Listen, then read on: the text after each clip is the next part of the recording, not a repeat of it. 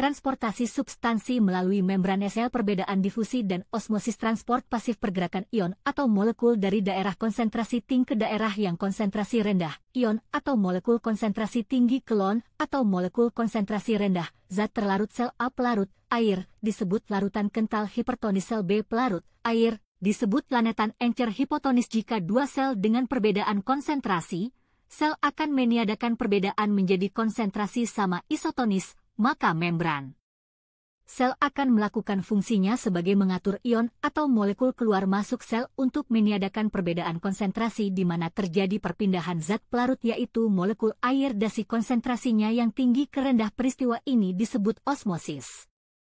Peristiwa osmosis termasuk difusi terfasilitasi di mana perpindahan air menggunakan protein channel khusus yaitu aquaporin SMOSIS adalah perpindahan molekul air dari konsentrasi tinggi ke rendah melalui membran semipermeabel.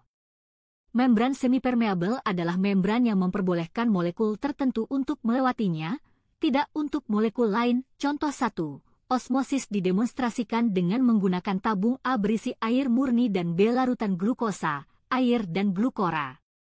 Perpindahan air yang melalui membran terjadi hingga penambahan tinggi cairan pada tabung B sampai penambahan tinggi berhenti yang mengindikasikan telah mencapai kesetimbangan isotonis. Contoh 2. Jika sebuah sel hewan ditempatkan pada lantan hipotonis maka terjadi perpindahan air masuk ke dalam sel dari sekelilingnya. Sel kemudian akan membengkak dan pecah. Keadaannya disebut lisis. Contoh 3. Jika ditempatkan pada larutan hipotonis maka air dan sekelilingnya akan masuk ke dalam sel. Sel akan menekan dinding sel. Ini disebut dengan istilah tekanan turgor sehingga keadaan turgid. Difusi adalah perpindahan ion molekul dari konsentrasi tinggi ke konsentrasi rendah. Difusi tanpa membran. Contoh 1. Tinta diteteskan ke air mas. 2.